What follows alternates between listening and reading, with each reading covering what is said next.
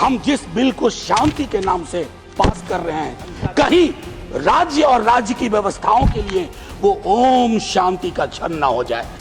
लाभ का तो निजीकरण कर रहे हैं, जोखिम का सार्वजनिकरण, क्या ये उचित है? कोई सरकार अमृत पी के नहीं आती है, हर सरकार का एक आखिरी दिन होता है। लेकिन इस तरह की चीजें अगर हम कर जाएंगे, इसके लिए डिलीट बटन आसानी से नहीं दबता है। आप तो इतिहास के छात्र रहे हैं। 1600 ईस्वी में एक कंपनी को एक चार्टर मिला था और वो ईस्ट इंडिया कंपनी राज्य में तब्दील हो गई। मैं सिर्फ ये कहना चाहता हूं, मेरा प्राइवेट और निजी से विरोध नहीं है, लेकिन सर, देश की सार्वभौमिक सत्ता, सार्वभौमिक आग्रह, सार्वभौमिक नियति, सार्वभौमिक मानदंड, समृद्धि के 5 टापुओं के आगे जाकर के आत्मसमर्पण न कर दे, इसका बचाव इस संसद को करना है। महोदय, हाल में मैंने एक किताब पढ़ी गोपाल कृष्ण गांधी जी की, द अनडाइंग लाइट। पता नहीं मंत्री जी ने वो किताब पढ़ी या नहीं, मैं आग्रह करूंगा, क्योंकि न्यूक्लियर पावर और न्यूक्लियर एनर्जी को लेकर के बड़ा लंबा हमारा एक इतिहास रहा है।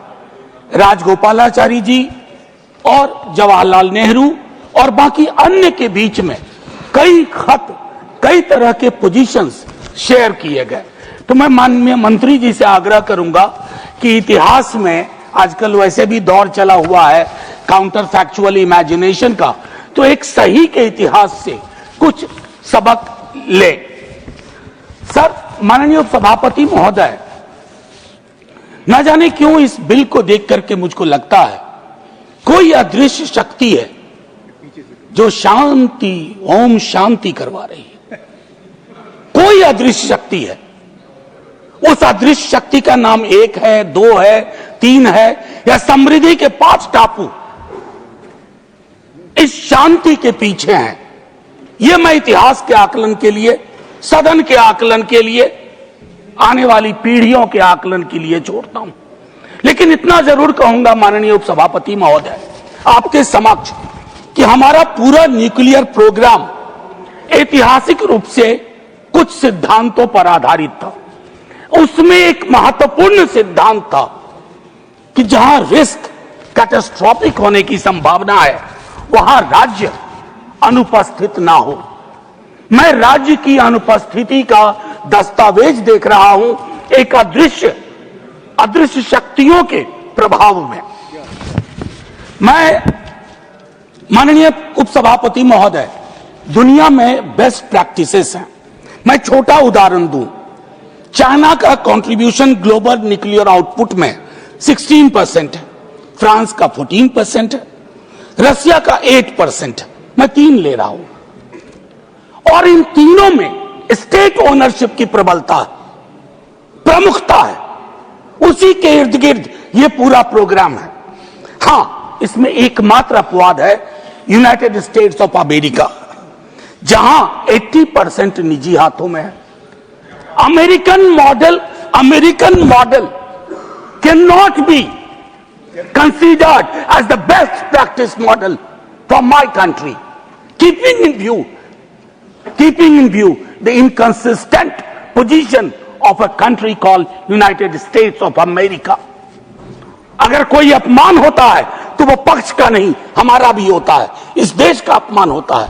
तो हमें वो चीजें रखनी चाहिए थी। क्या हमने इसका जियोपॉलिटिकल कॉन्सिक्वेंस सोचा? जियोपॉलिटिकल कॉन्सिक्वेंस क्या है? मैं आपको एक छोटा उदाहरण देता हूं।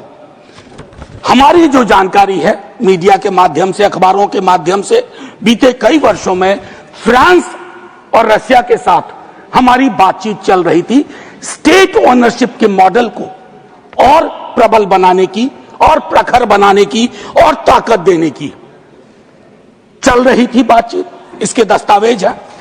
उस पर यह विराम लगा देता है, ना जाने कैसे।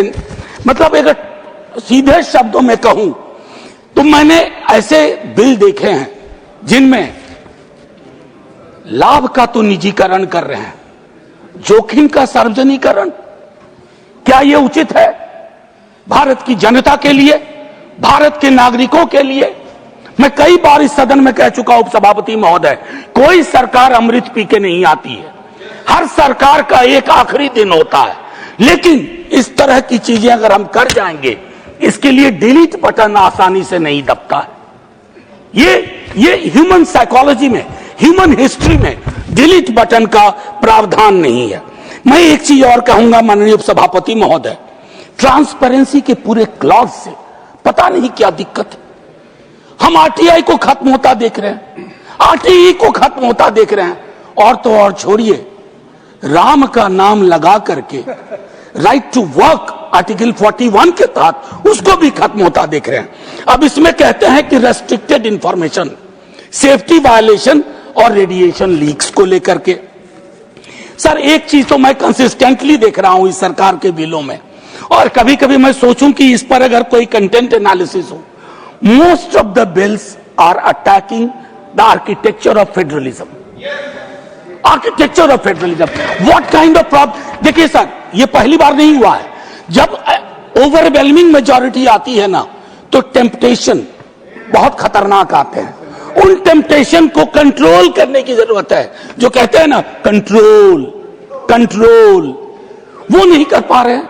नतीजे में क्या हो रहा है? Most of the bills surpass that, it's attack. अब मैं कहूं रिस्क लोकल है, लेकिन निर्णय कहां होगा? दिल्ली दरबार में। क्या यह विसंगति नहीं है?